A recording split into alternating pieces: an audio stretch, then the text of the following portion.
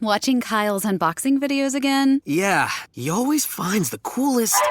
No way! A robot dog? Gotta ask where he got it. Or use your Samsung Galaxy S24 Ultra. Just draw a circle around the dog on your screen, and it shows you where to buy it right in the app. Whoa, I just learned a new trick. And that for once, I beat Kyle to the next big thing. Circle it, find it with the new Galaxy S24 Ultra and circle the search with Google. Get yours now at Samsung.com. Internet connection required. Results may vary based on visuals. Welcome to It's Only a Game podcast. This is part 2 of the special mental health recording that we did with Joe Sayers of Albion Obsessed podcast, Lancing Warriors and Mental Health United. So this is just a continuation of part 1. Also, we've got a football quiz at the back end of the podcast, last 20 odd minutes or so. The 5 questions return. We're also going to try and put some links in the comments below of the episode description for anybody that's needs any help to do with the Samaritans or anything like that. We're going to try and put as much in as possible. Okay, thank you very much. I hope you'll enjoy listening, and it's only a game.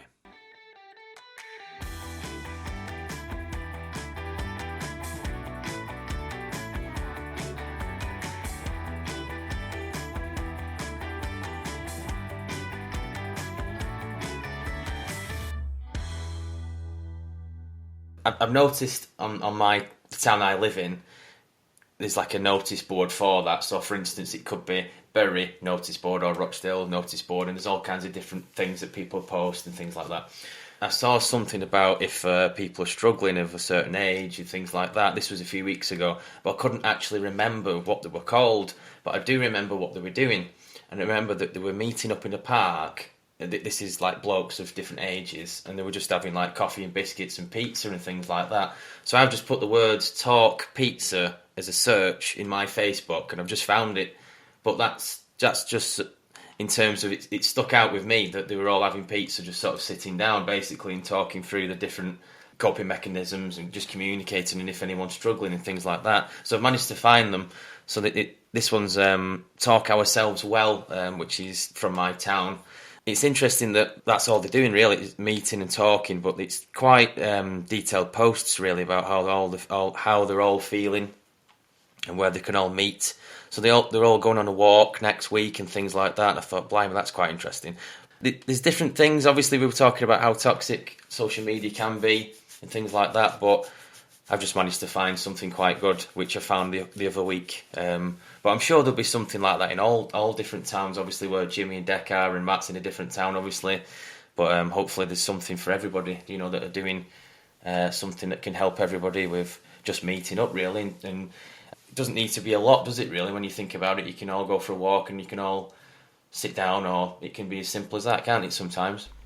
And I would say for people not to put the pressure on themselves to be there for a full hour or for the full 2 hours, or to even go and have something to eat, because I know people have got hang-ups and different food intolerances where they think, oh, well, I won't go because I'm gluten-free, there won't be anything for me to eat, I'm going to be awkward.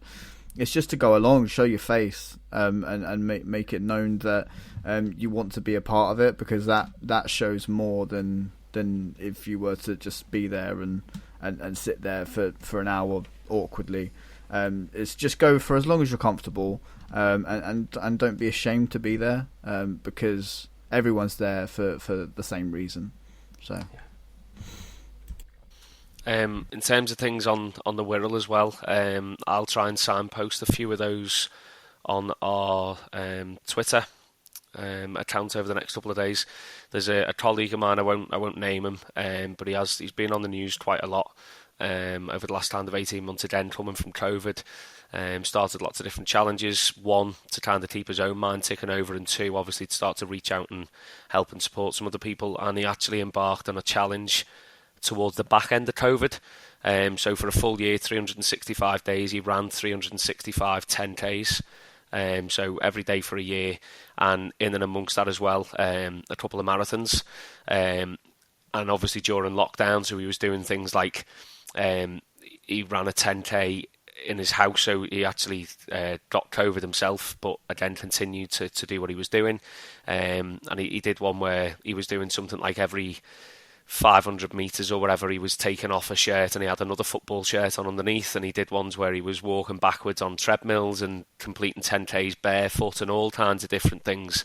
And he raised it, I'm tempted to say over 10,000, I could be wrong, but an awful lot of work has kind of gone into supporting young people with mental health disorders, and also just people who want to go out and chat. And I know he... I don't know whether he runs the group or whether he takes part in the group.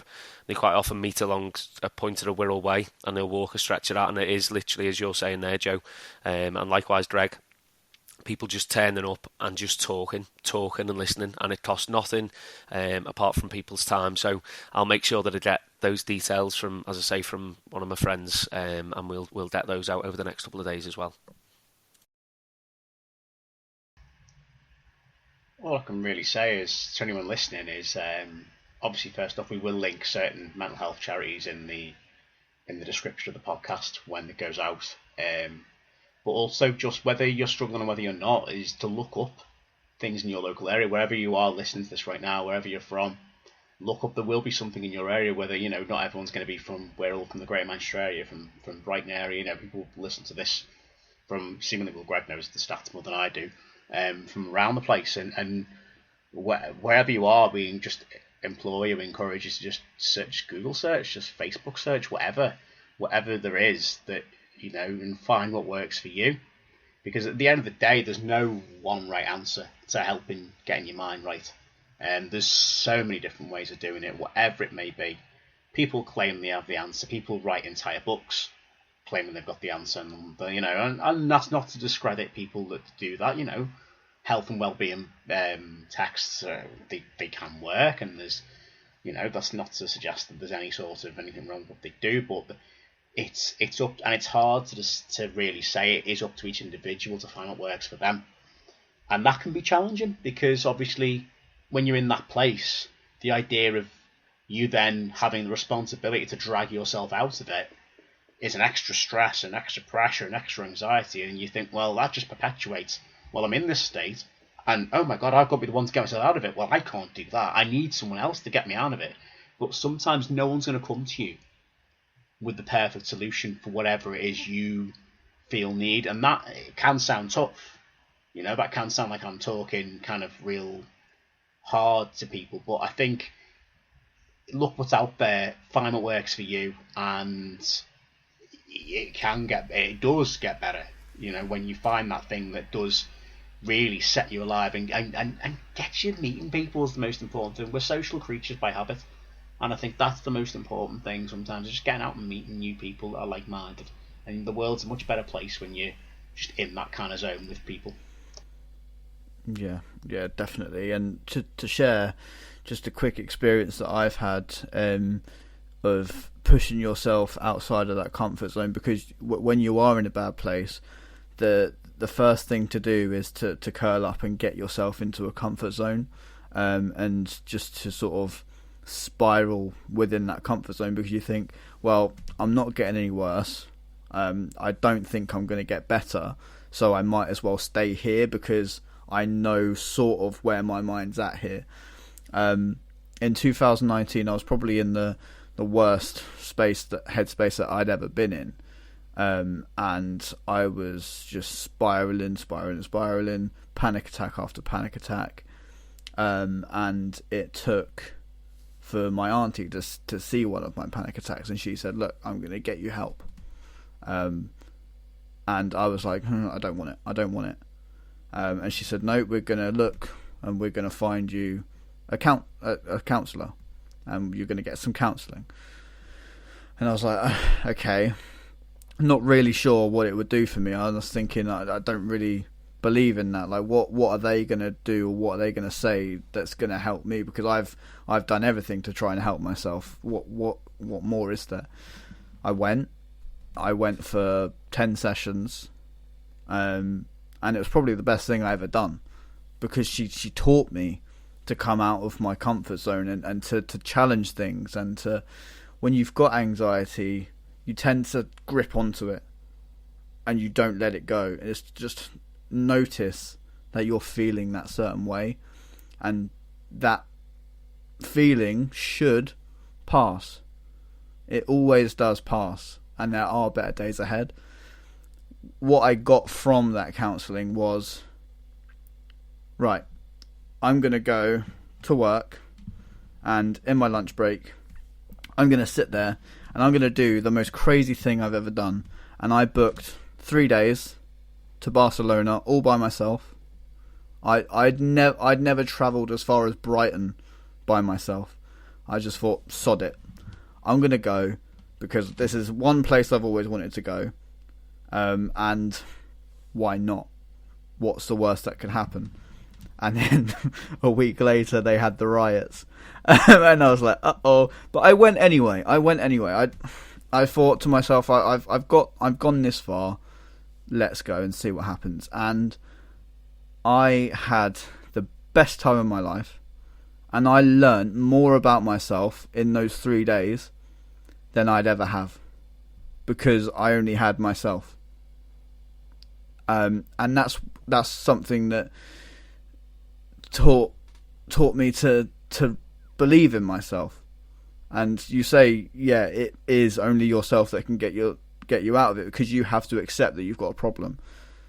And that's the most important thing. Acceptance is the first thing to do. As soon as you've accepted that you've got a problem, and to not be ashamed of it, you're on the right path instantly. And from that moment, I know we've had tough moments as a country from 2019 onwards. It's been horrible for everyone.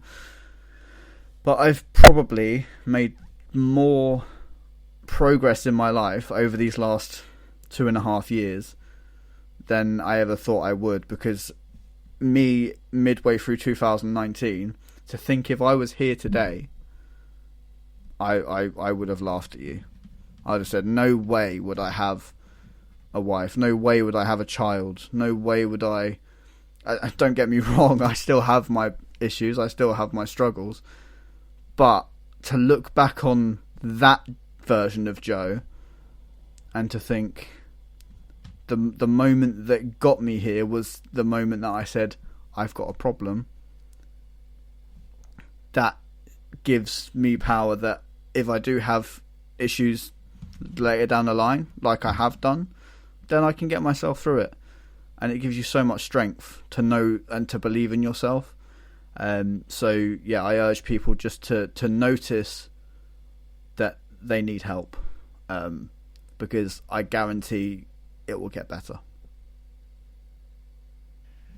Entirely agree. Acceptance is half the battle. You win in the battle if you accept it. People go their whole lives, and I don't think they don't accept they've not got a problem. They don't even acknowledge. They don't realise they've got a problem. They just kind of become accepting of this feeling, this, whether it's in their head, in their gut, whatever it may be, and they just live with it. They live with this black dog, if you will. Not literally a black dog, you know. It's almost like it becomes them. Yeah, and that's so unfortunately the problem with... Yeah. Sorry, go on.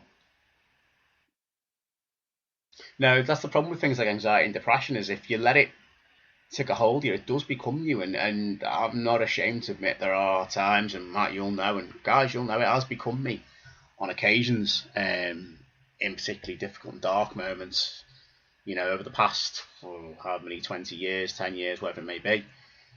And it does sometimes take a wild step, because acknowledging it is a wild step in itself, with, you know, before you even think about booking flights to Barcelona. That's it.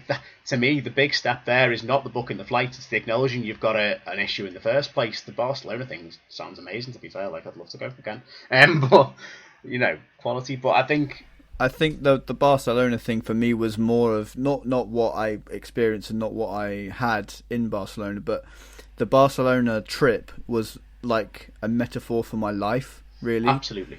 Is of me clicking buy on that flight was me saying, go and learn about yourself.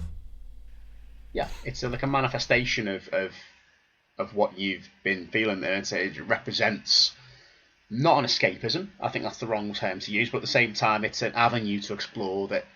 Yeah, and I think we all have those moments in life where we do something we might consider at the time a bit drastic, like, oh my god, why the hell have I decided to do that? But there's always a reason for decisions that you make, and if it's to dig you out of that hole, then no one in the end, if anyone else cares, then they're never going to judge you for it. You know, you can make as big a drastic decision as you want within reason, and if people recognise it's for the good of yourself, and it's, you know, there is no harm. I know I said before about being social, but obviously there are times where it's good to just spend time with yourself and get to know yourself, and you know, take yourself on dates and stuff like that, because I think, you know, and it's a bit of a cheesy cliche again, but it does work. And I think the pressure we have on society generally today is to grow up and get married and da-da-da. And it's like, well, actually, everyone's path is different, and not everyone goes on a straight upward, you know, lovely trajectory. Life is like, sorry, you know, it's a podcast, so using visual medium isn't going to work, but life is like peaks, troughs, all kinds of plateaus. It's You'd like be great at charades, Jimmy. Absolutely outstanding. It's like Dex heart rate watching Tranmere. It just kind of goes like this, you know, all over the place. Occasionally like flat big lines. Fish, little... in it, yeah. Big fish, little fish, cardboard box kind of movements going on with that graph, and I think with that we are becoming more accepting to society that life isn't a perfect curve, and you know, oh, you're not married at the age of this, you haven't got children at this age, you haven't got this at this, you haven't got your house at this age. Who gives a fuck? You know, people who do that, sometimes it all goes tits up because they feel pressured into making the wrong decisions early, because they feel like, you know, people have made them do that from generations before. Well, I got married at 18. Don't care. That's good for you. You know, those that do, great. And those that don't. And it goes with anything, like, yeah. And it's the same with work or anything. I know I've used relationships, but like with work and anything else. Oh, well, you've changed job how many times? And how does it affect you? Go on, Dex. Sorry, mate. Yeah, no, it's just following on from what you're saying, mate. And I think, again, goes back to social media, and it goes back to your influencer characters, which, fantastic if that's what people want to do. Brilliant, and they serve a purpose, and it gives people kind of a baseline maybe to work on. But again, it's taking that step back and thinking, right, 9 times out of 10 they're being paid to do this, or this is what they're choosing to do. You only see the good days, you don't see the bad days. Although again, that's maybe changing a little bit now. And it's exactly what you've just said. Regardless of what it is in life, whether it's, you know, marriage, a house, kids, a job, a car, or whatever, it's what's right for you in that moment, isn't it? And it's about maintaining that balance and that, you know, level of well-being and whatnot that is right for you. And the people that are around you, again, it goes back to surrounding yourself with those good people, whether it's friends, family, colleagues, whatever. If you've got that, people can see that in you. If you haven't got that right balance, then if you're surrounded by the right people, then they'll pick up on that and they'll tell you as well.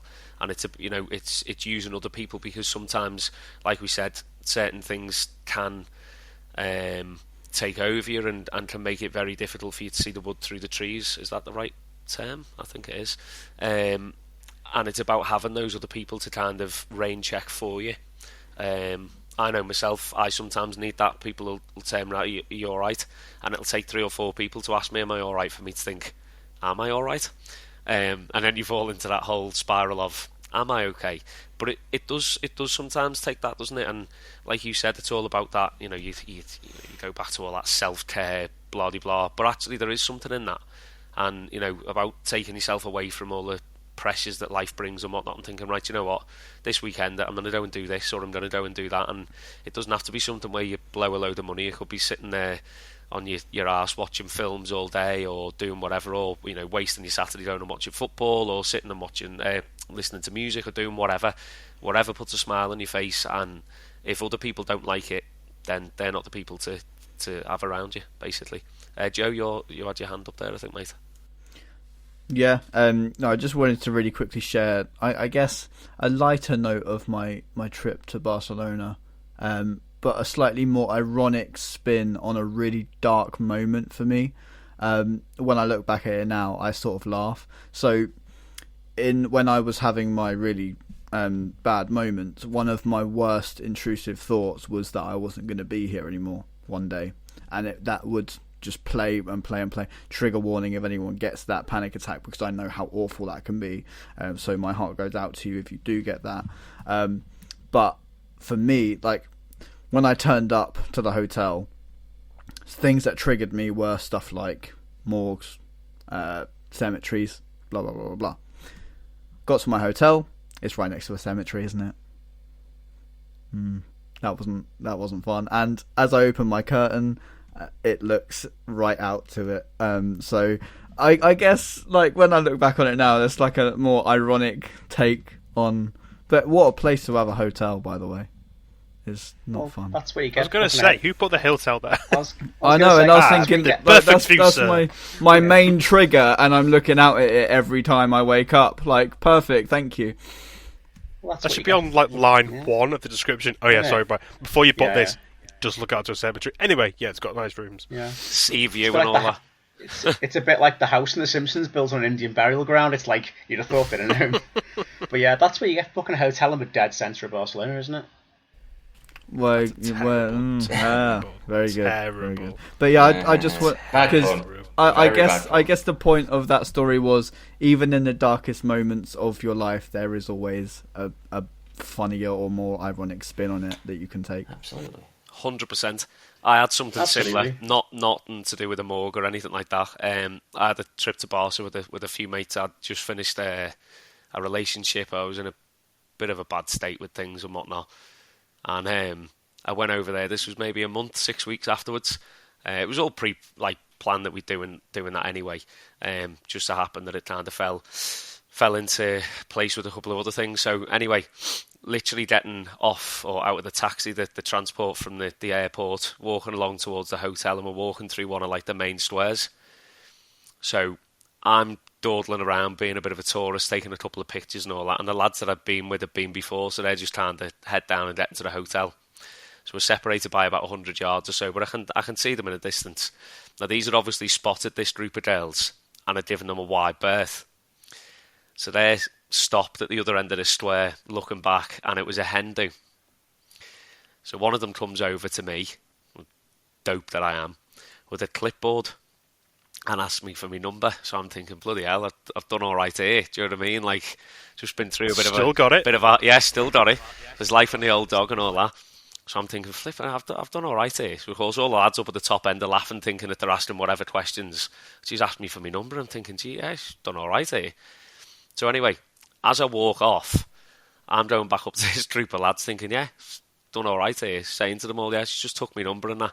Yeah, they took all of their numbers and they were playing mobile phone bingo, and they needed someone who was wearing glasses to get the bingo line. So it's no wonder that she was keen. She didn't give two shits who I was or what I was. Just the fact that I was wearing glasses and she wanted my number. So there you go. Don't always be fooled by and it was a bride's mum as well. So basically, if I go to Barcelona, I might fill in somebody's bingo card. I've got glasses as well. Yeah. Happy You days. could help them with a line or a full house, depending on how successful the rest of the day's been. So I think the moral of the story is get yourselves to Barcelona. Wonderful place. I bet there was many lines in that hand. Get yourselves to Specsavers is the moral of the story, I think. Other glasses brands are available, but I'm a Specsavers man myself. Oh yeah. And if they want to sponsor us, I'd be fine with that. Yeah. Oh, I'd take a healthy discount. I don't see it, Greg. I don't see it. I don't think they're listening, to be perfectly honest. Got other issues like sorting out the VAR at Anfield. Oh. Meow. Anyway, Bit of a news flash that Rochdale have missed the penalty, and then as soon as they missed it, it came off the goalkeeper, and then we scored. So it's 1-1 currently. You couldn't make it up, could you? It's the most Rochdale goal ever. That was the most long-winded explanation of a saved penalty being rebounded I've ever heard in my entire life. I know. It's been a long day, Matt. I'm sorry. It's been a long day. I think we've just witnessed the description to Rochdale's goal of the season. Yeah. Long day. Never mind Hendo. It's all about Hendo. Hey! Hendo. Hello. Hey, that was... I'm quite proud of that one. I'm quite proud of that one. Greg could have his number, that's for sure. I have got his number. Yeah, I actually do have his number. You've actually got his number. About Brighton? Yeah, I'll fight. Hang on. Talk about Brighton's goal of the season. Go on, then, let's hear it. Especially the one assist. Of the four? Go for it. Yeah, I was going to say, especially the assist from Idrissa Gana Gueye. That was It's the best through ball he's ever played at Everton. And to see by the way, Pascal Gross running at pace, I've never seen that in my life, and it happened against Everton, so There you go. Can we specify? He probably wasn't running at pace. Just the rest of our players were running in treacle. So. Oh, trust me, I've seen Pascal Gross run, and that was very quick for him. Fair enough. Well, we have had Dwight McNeil get outpaced by a referee before now, so I mean, I wouldn't get too big headed about that one, Joe. We are just that shit. But hey, well, you know. Yeah, it's not really doing my mental health any good. Sack the board. Can write out. It's equivalent to storing a tapping against Ross Doohan, really. Leave Ross Doohan alone. He's been sold. Leave him alone. You got money off him. He's left you now. 100k, I've been told. He's gone to Forest Green. Yeah. Only we would do a podcast aimed around mental health, and then basically and then slag off footballers for being rubbish. Literally 2 minutes later. Oh, right, guys. The devil. He's just good. Hendo's just good. Literally just. What now. a man! Oh, Greg has just ejaculated. Sign him pretty up. Much. Yeah. Not Greg. I mean Ian Henderson. No. Yeah. So sorry. We apologise to Dwight McNeil's family and Ross Doohan's family and anyone else that might listen. This is a mental health podcast, and they're far better footballers than we could ever wish to be. Oh, absolutely. But still do better. Joke. Yeah. I mean, Ross Doohan's not conceded 14 goals in one game. I have. Oh, you were in goal? No, I wasn't in goal. Were you in goal? No, if we played again, I think I would go in goal. Save the old legs. I was going to say, how could he get subbed off 4 times in goal? Yeah, I'd just given up, Jimmy. I think I made 2 darts down the wing, and that was me done. See, I'd be the one on the wing, but I wouldn't get near the ball. I'd just be running up and down the wing for 90 minutes, just getting the cardio in. Hang on. Track it on me watch. Hang on. I've seen you play at Prenton Park, and we both know that wasn't the case. Yeah, I was 17. I'm in better shape now than I was at 17, to be fair. Excuses? I was terrible. I agree. Oh, Declan. Sorry, for the people, this is a podcast, isn't it? That is a picture of Declan playing at Prenton Park. We need to start really treating this as a video. I really do want to just clarify, Matt, with the quote of the podcast. This is a podcast, isn't it? Well done. It's taken you however many episodes of this. 2 years of being now doing this under 2 different names. He's just realised it's a podcast. Shit, I thought we just did this for a laugh and just turned up every month just to have a chat. We do, don't we? I didn't know we recorded it. Oh shit! You'd have thought. Right. Okay. This has descended into somewhat chaos. What's the matter, Greg? Nothing's the matter. I just wanted to prompt everyone that I've still got the quiz questions. I don't know if you want to end on the quiz questions and then we can wrap. If you want. Fantastic segue. That was seamless. We all seem in better spirits than we did when we started. We've all had a good chat. Got our mental health issues out in some cases. Some of us still is question 1 guess Ian Henderson's phone number? Is question 2 what is the volume of spunk I produced when he scored against Bradford in millilitres? Twice. I think for Greg it could be litres. Anyway, it's definitely litres. So definitely litres. I'm gonna go right. Okay, so I'm gonna just explain the format, just so Joe, how we do these questions. So basically, Christ, people listen to this. People actually choose to listen to this. No. Anyway, sorry, go on, Greg. Right. So the questions are called fives questions. So I'll say, for instance, who's the top 5 goal scorers of Everton history. But in terms of if you get it's 1 to 5, but if you get the 5th one, you get 5 points. If you get the 4th one, you get 4 points. So the more obscure the correct answer, the more points you get, basically. So I think I hope that explains it. that explains it. We're thinking of taking this to the BBC to see if they'll take off Only Connect. No, I'm not sure. As a more challenging quiz programme instead. Paddy McGuinness, I think, would probably do Paddy justice. McGuinness would love this show. He would love it. Genius. Paddy's top 5. Paddy's top 5 writes itself. No, there we go. I think Greg should still host this personally. I think it'd be so much better if Greg hosted it. Prime time, Saturday night. Get him on prime time, BBC. Paddy McGuinness was only ever going to be a co-host. He's never going to be the main one while Strike's round. Anyway, over to you, Greg. No. Over to you in the studio. I've got visions of like a massive production set, full music lights. Anyway, right, go. Hello, my name's Greg, and welcome to... Let the guests see the questions. Something like that, I don't know. Tonight we've got Ian from Rochdale. Oh dear. On again for his 5th week in a row. So you go, Joe. I was going to say, I'm afraid I need to go, guys. I don't know what's going on. No, I'm joking. I'm joking. There goes the hat-trick ball. There goes the hat-trick ball. Yeah. Okay, so we've had quite a few... this is sort of half dedicated to, obviously, Pele's passed away. So the first question is... I thought I'd go on... I couldn't really dig out Pele goals or anything like that, so I've gone for... the question is, the most appearances by Brazilian players in the Champions League, which also includes qualifications for the Champions League. So that's the most appearances Brazilian players in the Champions League, and it also includes qualifications. I've got this from UEFA.com, that's why it says qualifications, or else I wouldn't be digging out something like that. 1 to 5. So if you get the first one, the number 1 is 1 point, number 2, 2 points, 3 is 3 points, 4 points, 5 points. Are we just going now? Any order, really? Yeah, anybody wants to shout any answers out? I'll go with the easy one first, guys. Neymar. Okay, so I'm just going to write down. Joe's gone for Neymar.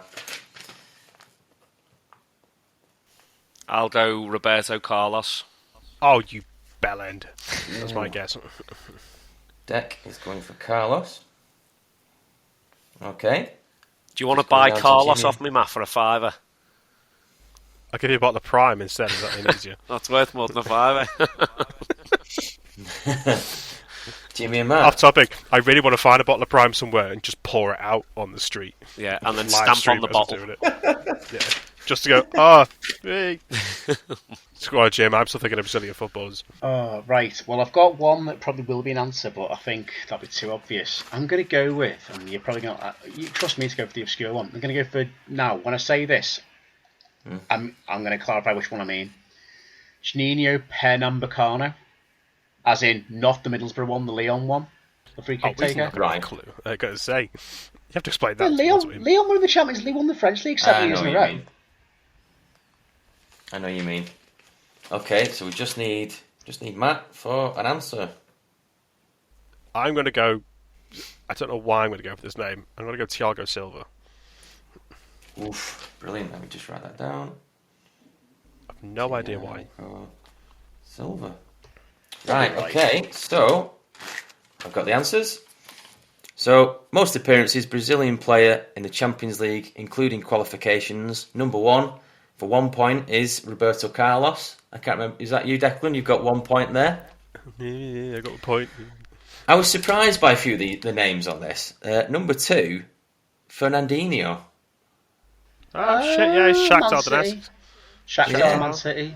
Yeah, so Roberto Carlos has played 128 times in the Champions League / qualifications. Fernandinho, 116 times, which is quite a lot.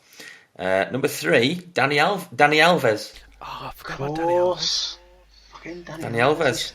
Like so he's played 114 times in the Champions League / qualifications. So now it's like a joint 4th place.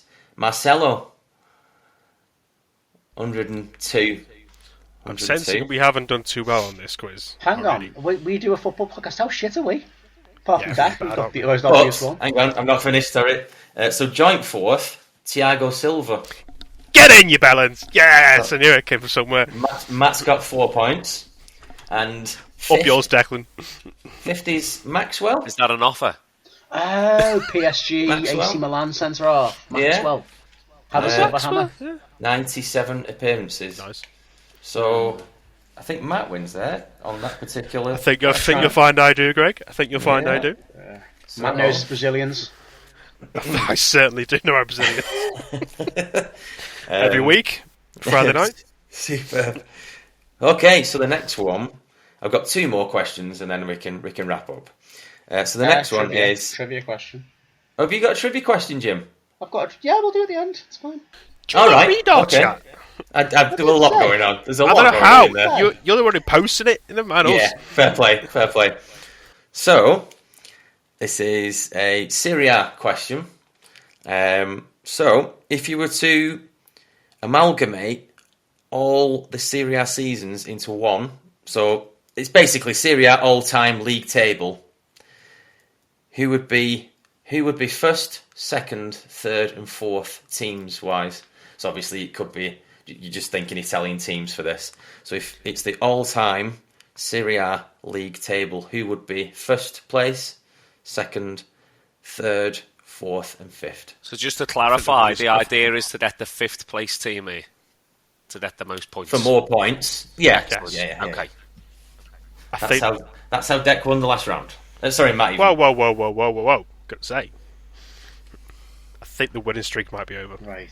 I've got 5 teams written down, and I think they're probably the top 5, but I don't know what order. Pick if you can pick one though. Right. I'm going to go Roma.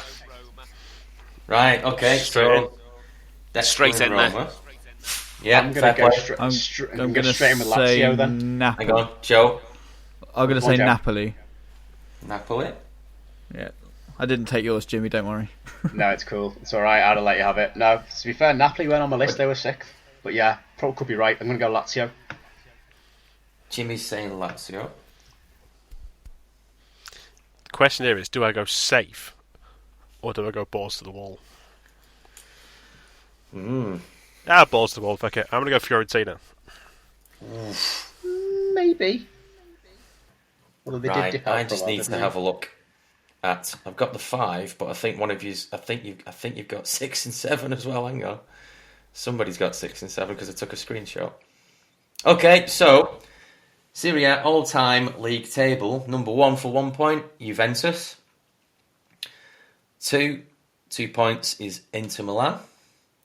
3 for 3 points is AC Milan. This is And tense.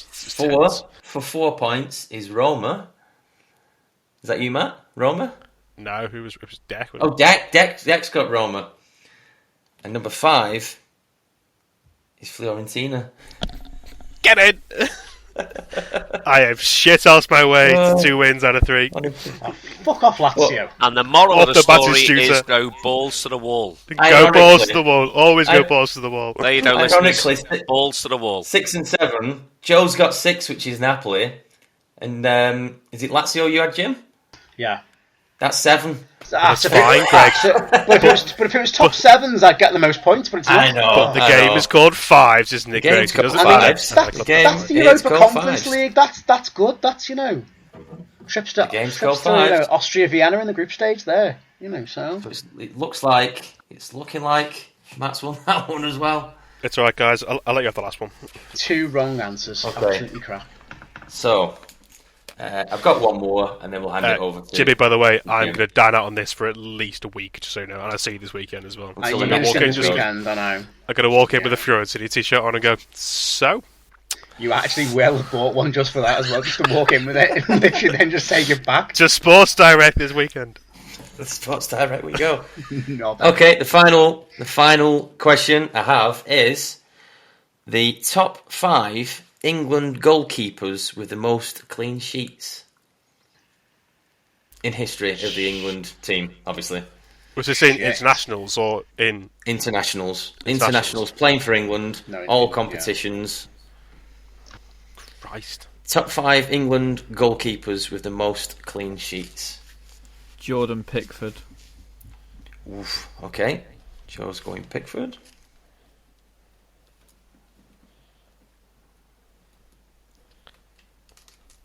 Okie dokie, who's next? Is this I'm gonna clean say- sheets in all competitions or just for England? Just for England. Okay. I'm going to say something that isn't often associated with clean sheets, but I'm going to say Seaman. Hey! That's disgusting, but wait. Joe, don't applaud that. You only encourage him. You only encourage him. It's not good. Gordon Banks. See, Please. you've all let me go last year, and I'm going to rack out again and get the number 4. I'm not going to get number You're 4. going to bail it out. Best answer, somehow. This is quite difficult. I am going to go, again, balls to the wall, Joe Hart. It's absolutely balls to the wall when I say that. Bet you that's like the number 5 answer. If that's 5th, I'm logging off. Bear in mind, can we just point out for listeners, Deck was doing the heart symbol to try and subliminally show Matt it should be Joe Hart, so well done. You done played yourself. Right, okay. Number one. Is it him or David James? I thought David James. Number one for 1 point is Peter Shilton with 66.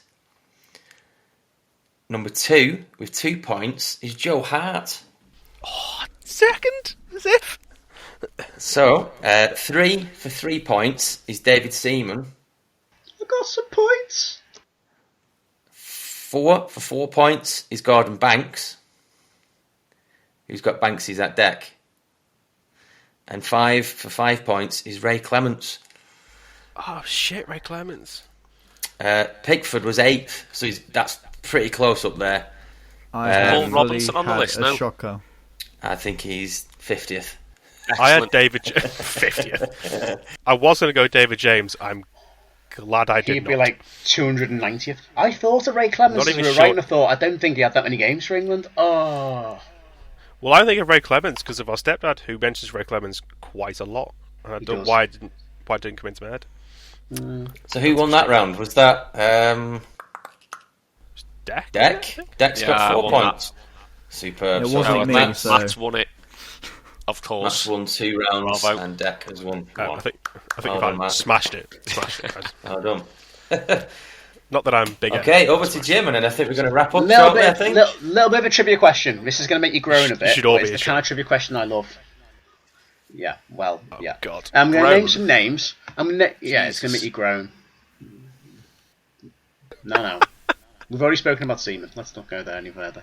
So, basically, I'm going to name some names. I'm going to tell you who they played for as well, and then I want you to tell me the connection. Obviously, we've just had a World Cup, so there is a link to this. We've got Domingo Tejera, Hector Scaroni, both of Uruguay, and we've got Julian Alvarez, Enzo Fernandez, and Thiago Almada, all of Argentina. What's the only thing those 5 players are the only... Basically, those 5 players have got all one thing in common. So I'll name them again. Domingo Tejera and Hector Scaroni of Uruguay. And then Julian Alvarez, Enzo Fernandez, and Thiago Almada of Argentina. Those 5 players have got something very unique to them. Bearing in mind the competition that's just happened recently, a bit of a clue.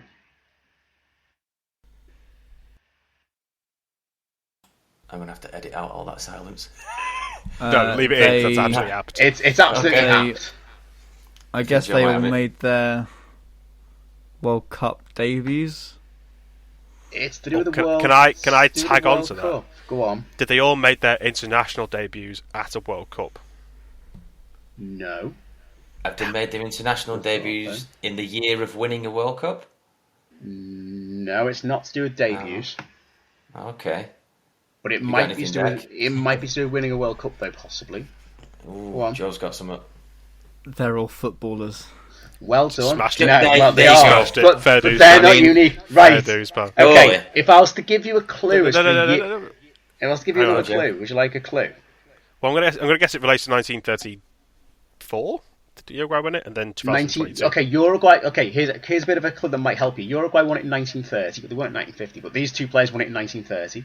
And obviously the 3 Argentinians won it this World Cup just gone. So that should give you some hint about why these are the only 5 players with this in common at the moment. Go on. I'm trying to get... Being born in the same century they won it in. Boom! They're the only players that won the World Cup not born in the 20th century. Good Domingo Tejera, born 27th of July 1899. Hector Scaroni, born 26th I didn't of quite November get it, but I'll take 1898. Julian Alvarez, 31st of January 2000. God, we're old.